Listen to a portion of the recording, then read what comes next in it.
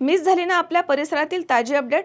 अहो मग आजच C24 या आपल्या यूट्यूब चॅनलला लाईक करा, शेअर करा, सबस्क्राईब करा आणि बेल आयकॉनवरती क्लिक करायला अजिबात विसरू नका। राहुरी शहरामधील नामांकित साईराम इलेक्ट्रॉनिक्स अँड बॅटरीज या दालनात तुम्हाला मिळतील सर्व प्रकारच्या इलेक्ट्रॉनिक वस्तू तसेच होम अप्लायन्सेस। साईराम इलेक्ट्रॉनिक्सचं नातं आहे खास, प्रत्येक घरात गुणवत्तेचा विश्वास। उन्हाळ्यामध्ये थंड थंड कूल करण्यासाठी AC, fridge, cooler, deep freeze यांची भव्य अशी रेंज। साईराम इलेक्ट्रॉनिक्स खरेदी विक्री संघ, नगर मनमाड रोड, राहुरी। तेव्हा आजच साईराम इलेक्ट्रॉनिक्स या दालनाला भेट द्या आणि आनंदाची सुरुवात करा। Sairam hospital test tube baby centre. नमस्ते, मी डॉक्टर सोनाली माने, साईराम हॉस्पिटल राहुरी, वंध्यत्व तज्ज्ञ व एम्ब्रॉलॉजिस्ट तज्ज्ञ। आपल्या इथे IVF बद्दल अत्याधुनिक उपचार पद्धती उपलब्ध आहे।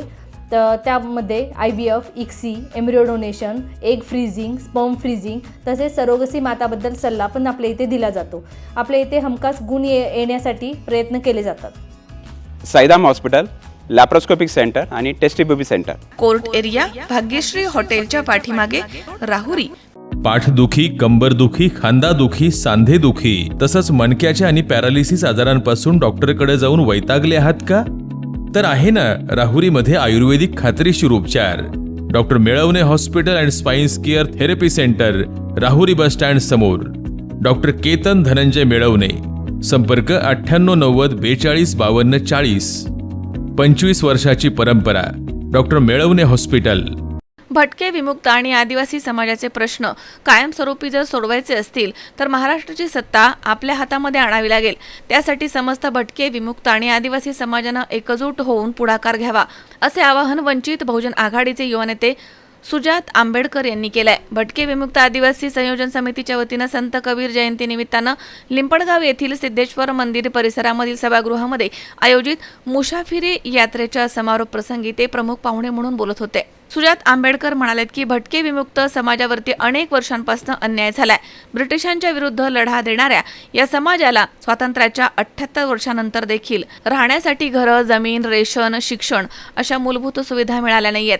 या सर्व प्रश्नांच्या सोडवणुकीसाठी वंचित बहुजन आघाडीनं भटके विमुक्त समाजाला सत्तेमध्ये सहभागी करून घेण्याचा निर्धार केला। तसेच डॉक्टर अरुण जाधव यांच्या नेतृत्वाला बळ देण्याचं आवाहन त्यांनी केलं। प्रसिद्ध साहित्यिक लक्ष्मण गायकवाड यांनी आपल्या भाषणामध्ये म्हटलंय की स्वातंत्र्याच्या 78 वर्षांनंतर देखील भटके विमुक्त समाज पालामध्ये राहतोय, तर सत्ताधारी मात्र महालात राहतायत।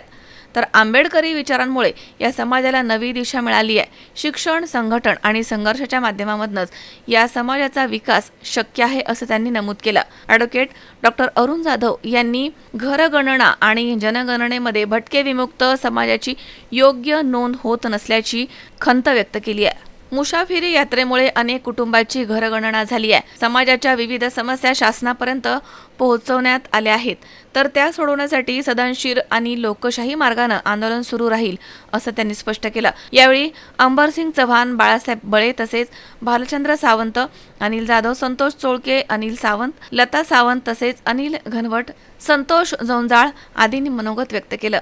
कार्यक्रमाची सुरुवात भारतीय संविधानाच्या उद्देशिकेला पुष्पहार अर्पण करून करण्यात आली। उपस्थित मान्यवरांचा भारतीय संविधानाच्या उद्देशिकेची प्रत देऊन सत्कार करण्यात आला।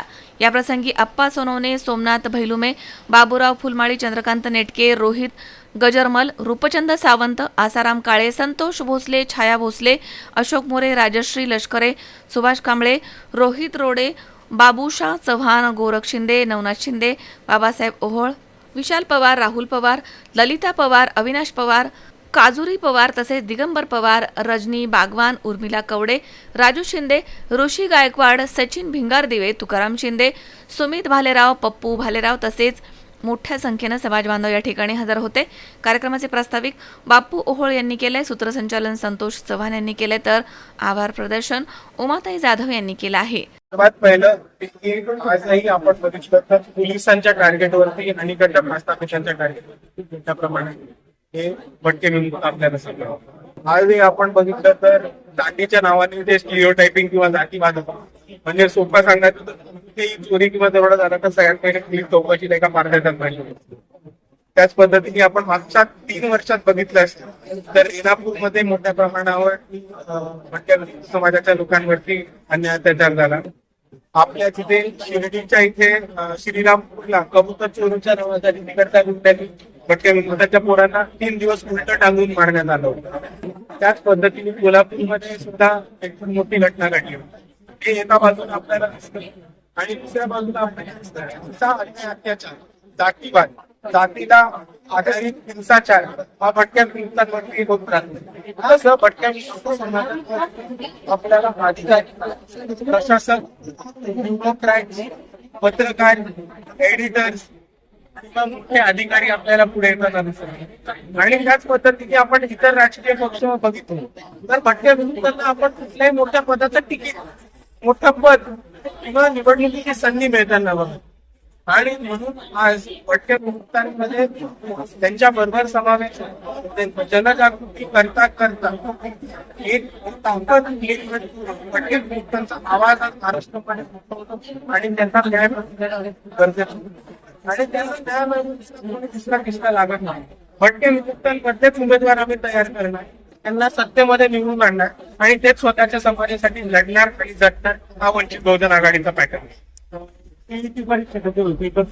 सातत्याने घटना घडतात. जनता पार्टीचे मला एक पत्रकारांना नुसतं म्हणायचंय की आपल्या पुढाऱ्यांना जाऊन विचारा की टेलिग्राम बंद करून मजा आली का? तुमच्या डिपार्टमेंट मध्ये फूट पडली, तुमच्या डिपार्टमेंट मधनं पेपर लीक होत आहे, तुम्ही ऍप बंद करताय. उद्या टेलिग्राम बंद केला तर व्हॉट्सअप वरनं पाठवेल, व्हॉट्सअप बंद केलं फेसबुक वरनं पाठवेल, फेसबुक बंद केला ट्विट करेल. जर सोशल मीडिया बंद केला आणि माझ्याकडे फुटलेला पेपर असला तर मग चौकात बॅनर लावेल. पेपर फुटतोय कुठलं? तुमच्या डिपार्टमेंटमध्ये. तर स्वतःच्या डिपार्टमेंट वरती चौकशी करा आणि ती करायची हिंमत नसेल तर राजीनामा द्या. ते आमचं सरळ म्हणते. सुहास कुलकर्णी, सी 24 तास, श्रीगोंदा.